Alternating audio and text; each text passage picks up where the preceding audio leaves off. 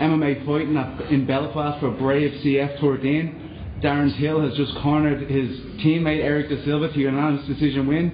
Once again, people have been blown away by your grasp of the Portuguese language in his corner there. Yeah, I sort of lost it a bit because I've been back in England for so long, and then he's come back, you know, recently. I've been with him for a few months, so my Portuguese has just picked right back up.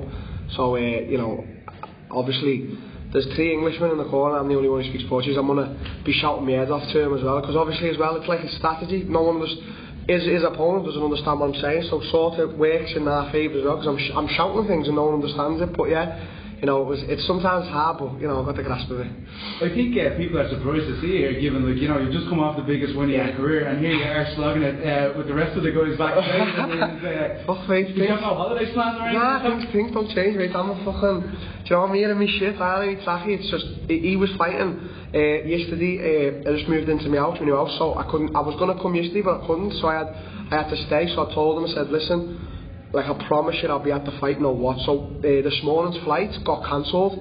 We had a flight for this morning, so I was able to book a flight for the afternoon, and I literally got here like with an hour to spare. Got picked up from the airport, but there was no way I was missing his fight. Like, I've supported him since I've known him. He's one of my best mates, you know what I mean? So there's no way I was going to miss this fight meeting for nothing. They even, you know, they wanted me to put me in the VIP. I was like, I ain't no VIP, mate. Get me in fucking the corner at this cunt, you know what I mean? What do you feel like? I mean, it feels to me that, you know, you really were born as a star on that night in Liverpool. We were there, we saw Sweet Caroline, but it's just gone through the roof now. Mad. Did you feel it as well? Like, yeah, fucking mate. I feel like now, not that I do love it. I just feel like now it's mad everywhere to go. I just get prepared now to just take photos with it.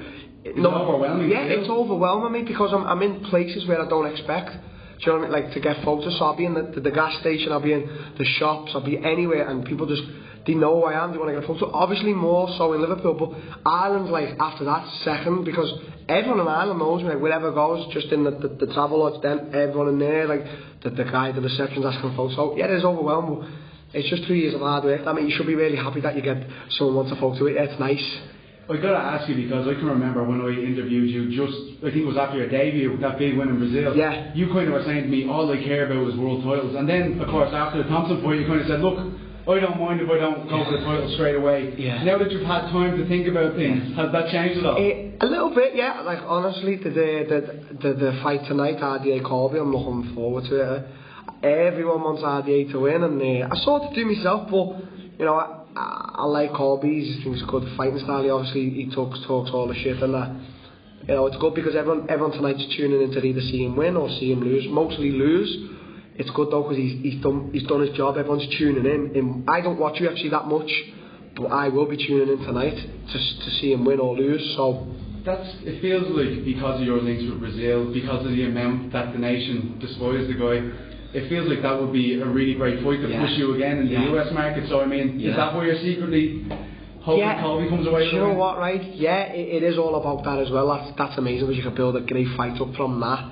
But for me as well is even RDA, because I think he's a Brilliant, and I'm sort of like, you know, not from Brazil, but honorary Brazilian. Yeah. So a lot of people, as much as they cheer for him there, they cheer for me. So we could get a pay-per-view in the HSBC in Rio, maybe in Vegas. Obviously I know Dana said about Vegas, but for me, mate, it's just all about, this is why I'm not bothered about the title, because I know I'm going to get the title, but it's just about taking these guys out, you know.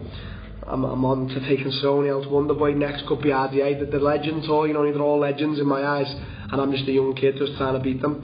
I got to ask you about this video, Darren. Like, a lot of people, like, for me, it was 2 very different reactions. When I talk to fighters, so like, that's a wake up. Yeah. That's what it looks like. Fighters know. And the media kind of, you know, it was quite shocking to see. Like, I mean, are you once again overwhelmed by the massive reaction? No, mate, honestly, like, I'm a guy, I live a simple life. You know, me and my girlfriend, we chill, we don't do much. I'm not really a guy who takes to social media a lot. I have a good Instagram account. I love posting a lot of, you know, I love keeping it real with the fans. But for me, I don't sit there on Twitter or Facebook or even Instagram. You know, I don't really care what anyone says. If it's good or bad, you know, I couldn't care less. But yeah, the media did take it the way I thought they would when I didn't even know about the video until I got a call off the UFC. They were like, listen, this video, blah blah blah. And I said, you know what I mean? You didn't know it was going to be released? I didn't know, no, at the time. But then, obviously, listen, no hard feelings, it got released.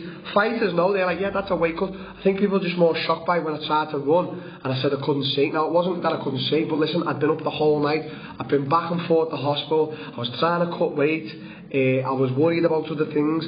So I had no sleep, I had no water, I was dehydrated, I was tired. So when I got on the treadmill to cut the last bit, I sort of said to him, I said, you know what, I'm going dizzy and I can't, I'm getting, you ever when you stand up too quick and you get them flashes, that's how it was, but it wasn't anything like I can't see, I'm in a bad state, I just couldn't see it, because I'd been up all night, I was tired, I was dehydrated, that's what it was. But for people who don't understand it, yeah, obviously they're going to have that reaction.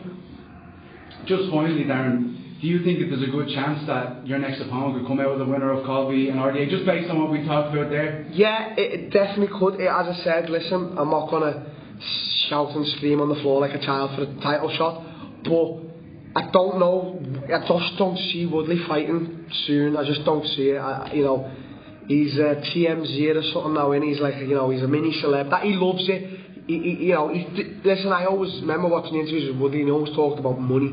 He loves all that. Do you know what I mean? He loves that celeb. Listen, I don't give a fuck. You know what I mean? I don't care if you're the biggest star in the world, famous, or you're just some guy off the streets who's homeless. I just everyone the same. I don't want to be celebrity. I just want to be a great fighter. So I don't see him coming back. He's sort of in the acting stage and that now. You know, he's saying he's going to come back and kill anyone, but that's just to stay relevant. For me, it's all about me, RDA, and Colby right now. And then obviously the other guys who are up there. You got Usman, you got Masvidal. So it's all about us now. It's not about Woodley anymore. Very final question. Tyron Woodley has been saying, like, you know, he wants a guy who's a draw to push numbers into a pay-per-view. Surely after your last win, you're thinking... The only draw in the top 10 now is me. Like, let's have it right. Okay, after Woodley, who is a bigger draw than me? Like, I'm not just sitting here saying cocky, but I am on the, you know, I'm on everyone's lips. I know I am. It's no one gets the same feedback as I do. So the biggest draw, I think, even in Vegas, I'm still a bigger draw than the rest. And they're all from America. So, do you know what I mean? I mean, the Echo Arena website went down when people were trying to buy tickets, and while it was down the site, someone told me a source, it had 70,000 clicks to buy tickets. So think about 70,000 clicks, that's a stadium. So, 3 venues in Las Vegas maybe. There you go, mate. So who's the draw? Me or them? It's me. Darren, gentlemen. Thanks, mate.